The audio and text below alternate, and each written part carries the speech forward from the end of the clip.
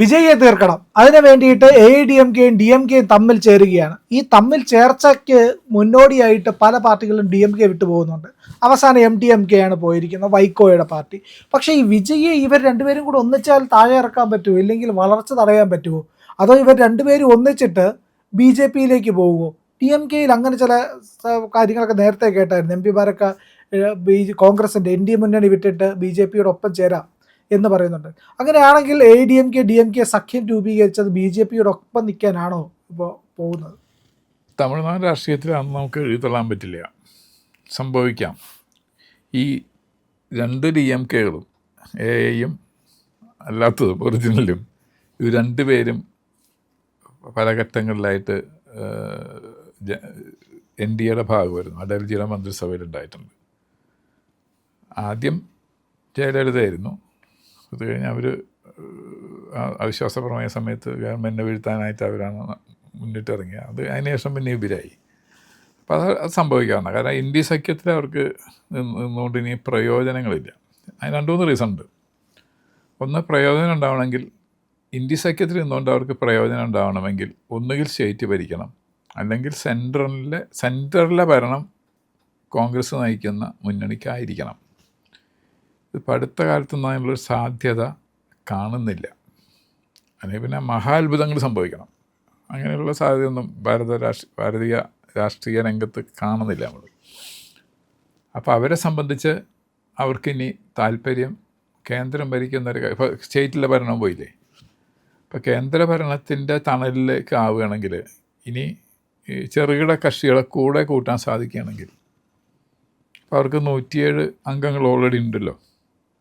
ഈ രണ്ട് DMKയും കൂടി ചേർന്ന് 107 അംഗങ്ങളുണ്ട്. 49ഉം 57 എന്നാണ് എൻ്റെ ഓർമ്മ.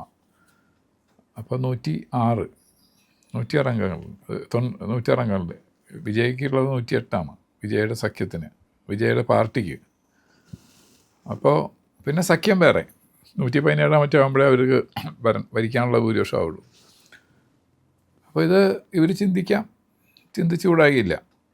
അവർ വിജയ്ക്കെതിരായിട്ടൊരു മുന്നണിയായിട്ട് ഇവർ മാറാം. കാരണം എന്താണെന്ന് വെച്ചാൽ ഇപ്പോൾ ജയലളിത പോയതിന് ശേഷം ആ പാർട്ടിക്ക് പ്രസക്തിയൊക്കെ വളരെ കുറവാണ്. അതുപോലത്തെ ലീഡർ, കരിസ്മാറ്റിക് ലീഡർ അവർക്ക് ഇല്ലല്ലോ. ഇവിടെ സ്റ്റാലിനൊക്കെ ഉണ്ട്. സ്റ്റാലിന് കരുണാനിധിയുടെ മകൻ എന്നുള്ള ഒരു ഇമേജ് ഉണ്ട്.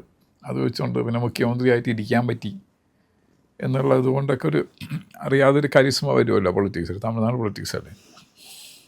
പക്ഷേ AIADMKയെ സംബന്ധിച്ചാണെങ്കിൽ അവർക്കൊരു കരിസ്മാറ്റിക് ലീഡർ പറയത്തൊക്കെ ഇല്ല. ലീഡേഴ്സ് ഉണ്ടാവും, പക്ഷേ ജയലളിതയുടെ സ്റ്റേച്ചറിൽ ജയലളിതയ്ക്ക് ഉണ്ടായിരുന്ന ഒരു സ്റ്റേച്ചർ ഉണ്ടല്ലോ, അതുള്ള ആൾക്കാരൊന്നുമില്ല. അപ്പോൾ ഇവരൊന്നായാലും തെറ്റൊന്നുമില്ല, സംഭവിക്കാം. സംഭവിച്ചതിന് ശേഷം ഇവർ NDAയുടെ കൂടെ ആവാനും മതി. അതൊക്കെ പൊളിറ്റിക്സ് അല്ലേ. പൊളിറ്റിക്സിൽ നത്തിങ് ഈസ് ഇംപോസിബിൾ, സംഭവിക്കാവുന്നതാണ്. അപ്പോൾ അങ്ങനെ വന്നു കഴിഞ്ഞാൽ കേന്ദ്രഭരണത്തിൻ്റെ തണലിലുള്ള ഒരു സഖ്യമാണെങ്കിൽ ഇവരുടെ കൂടെ ചിലപ്പോൾ ചെറുകിട കക്ഷികൾ വന്നുകൂടായില്ല. വരില്ല എന്ന് ഉറപ്പുള്ളവർ മുസ്ലിം ലീഗും കോൺഗ്രസും ആയിരിക്കുമല്ലോ. അതെ.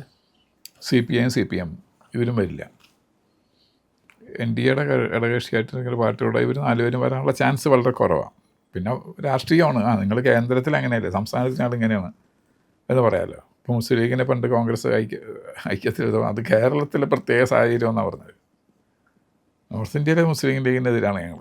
കേരളത്തിലെ പ്രത്യേക സാഹചര്യം കേരളത്തിലെ മുസ്ലിം ലീഗ് വർഗീയമല്ല എന്നൊക്കെ പറഞ്ഞ് ഈ രാഷ്ട്രീയക്കാർക്ക് പല റിട്ടോറിക്കായിട്ട് പലതും ഇങ്ങനെ പറയാനായിട്ട് അവർക്ക് സാധിക്കും. അപ്പോൾ അങ്ങനെ ഒരു സാധ്യത നമുക്ക് എഴുതിത്തള്ളാൻ പറ്റില്ല, സംഭവിക്കാം. അതായത് AIADMKയ്ക്കും DMKയ്ക്കും തമ്മിൽ ചേരുന്നതിനൊരു പ്രശ്നമുണ്ടല്ലോ. കാരണം ഇവർ രണ്ടുപേരും എതിർചേരിയിൽ വ്യാപകമായിട്ട് ശത്രുക്കളായിട്ട് നിന്ന ആൾക്കാരാണ്. തമ്മിലുള്ള സംഘടനകൾ, പ്രശ്നങ്ങൾ ഇത് മാത്രവുമല്ല, ഇവർ നിൽക്കുന്ന പ്രഖ്യാപിത ശത്രുക്കൾ എന്നുള്ളൊരു യുദ്ധസമാനമായ തമിഴ്നാട്ടിലൊരു വീരപരിവേഷമുണ്ട് ഈ ശത്രുതയ്ക്ക് പോലും. അങ്ങനെ ശത്രുക്കളായിട്ട് നിന്നവർ ഇപ്പോൾ ഒരു പൊതുശത്രുവായിട്ട് വിജയെ കാണുകയും അങ്ങനെ വരികയും വിജയ്ക്കെതിരായിട്ട് ഒരു പടയൊരുക്കം നടത്താമെന്ന് പറയുകയും ചെയ്തു. അങ്ങനെ നിൽക്കുമ്പോൾ ആദ്യം പോകുന്നത്, ഇവരെ വിട്ടു പോകുന്നത് മുസ്ലിം ലീഗാണ്, കോൺഗ്രസ്സാണ്. അത് രണ്ടും പോയി കഴിഞ്ഞു. പിന്നാലെ CPMും CPIയും പോയി, മറ്റ് പല ചെറിയ പാർട്ടികളും പോയി. ഇപ്പോൾ അതാ വൈക്കോ ഒരു ഫയർ ബ്രാൻഡാണ് പഴയ തമിഴ്നാട്ടിൻ്റെ ഈ വംശീയ വികാരത്തെ ഉണർത്തിയിരുന്ന ഒരു ഒരു ഒരു തീവ്ര നിലപാടൊക്കെ ഉള്ള ഏറ്റവും വൃത്തികെട്ട വികാരമാണ് വംശീയ വികാരം, സംശയമില്ലെങ്കിലും. അപ്പോൾ ഈ ഒരു നിലപാടുള്ള ആൾക്കാരൊക്കെ ഇവരെ വിട്ടിട്ട് ഒരു പക്ഷം മറ്റൊരു പക്ഷത്തേക്ക് പോകുമ്പോഴും DMKയും ADMKയും തമ്മിൽ ഒന്നിക്കുമോ? ആ ഒരു ശത്രുത എങ്ങനെ ഇല്ലാതാകും? പൊളിറ്റിക്സിൽ ഞാൻ നേരത്തെ പറഞ്ഞല്ലോ, നത്തിങ് ഇസ് ഇമ്പോസിബിൾ. ഇപ്പം നമ്മൾ കേരളത്തിൽ തന്നെ എടുത്തു നോക്കൂ.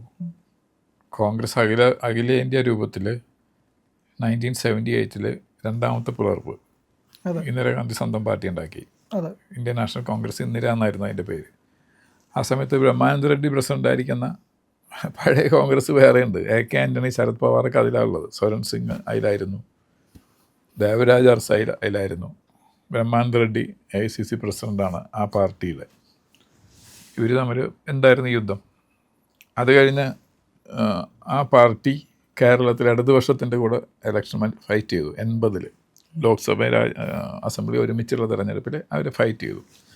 കേരളത്തിൽ ഭരണവും കിട്ടി, കേന്ദ്രത്തിലും ഭരണത്തിൽ വന്നു. ഇന്ദിരാഗാന്ധി പവറിൽ തിരിച്ചു വന്നു, കേരളത്തിൽ ഭരണം വന്നു.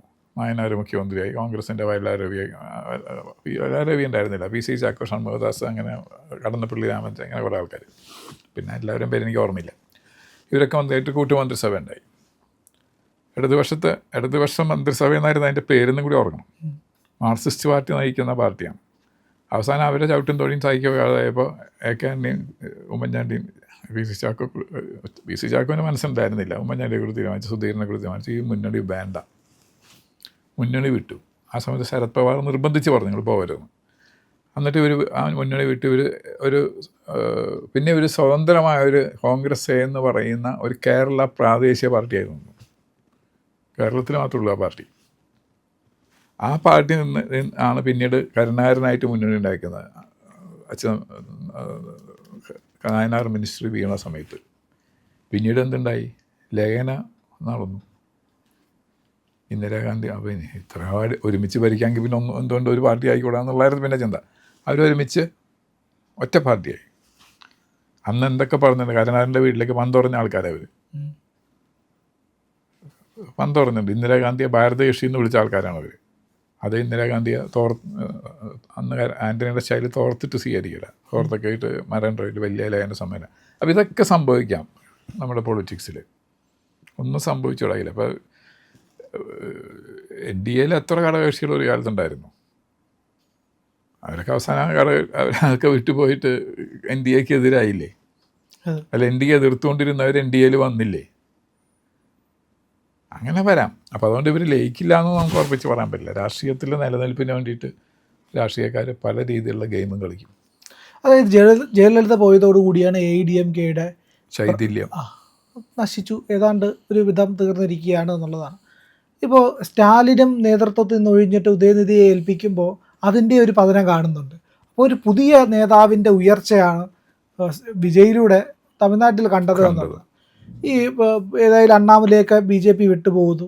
ആ ഒരു സാഹചര്യത്തിൽ കൂടി ഇരിക്കുമ്പോൾ ഇവരെ ഒന്നിച്ചിട്ടും കാര്യമുണ്ടോ? അടുത്തൊരു തെരഞ്ഞെടുപ്പിൽ TVKയുടെ സമ്പൂർണ്ണ വിജയവും ഈ പറയുന്ന ഒന്നിച്ചിട്ടും ഒന്നുമല്ലാതായി പോകുന്ന അവസ്ഥയിലേക്കും അല്ലേ ഈ ദ്രാവിഡ കക്ഷിയിലെത്തുള്ളൂ?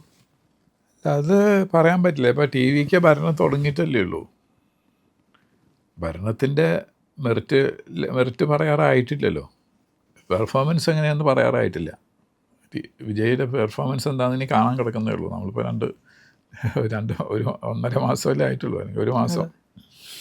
അപ്പോൾ ഈ പെർഫോമൻസിൽ ഉള്ള പ്രശ്നങ്ങൾ അതാണല്ലോ പ്രതിവർഷം മുതലെടുക്കാൻ പോകുന്നത്.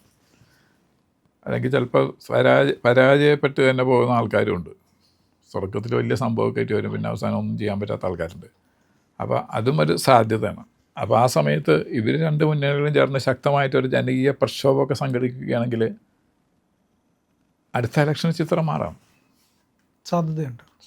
മാറാം. നമുക്ക് അത് ഇല്ലയെന്ന് പറയാൻ പറ്റുമോ? വിജയ് വന്നു എന്നല്ലേ നമുക്കിപ്പോൾ പറയാൻ പറ്റുള്ളൂ. വിജയുടെ പെർഫോമൻസ് നമ്മളാരും കണ്ടിട്ടില്ലല്ലോ. വിജയ് തുടങ്ങുന്ന തന്നെ ഹിന്ദു വിരുദ്ധ കാര്യങ്ങളാണ്. അങ്ങനെ തുടക്കം തന്നെ ഉദയനിധിമാരനും ശാരനും പഠിക്കുകയാണ്, അവരുടെ പാഠപുസ്തകമാണ് പഠിക്കുന്നത്. അത് തിരുപ്പുറാംകുണ്ടം സംഭവങ്ങളൊക്കെ. അപ്പോൾ ഒരു ഹിന്ദുത്വ വിരുദ്ധ ലൈൻ എടുക്കാനാണ് അയാളുടെ ശ്രമം.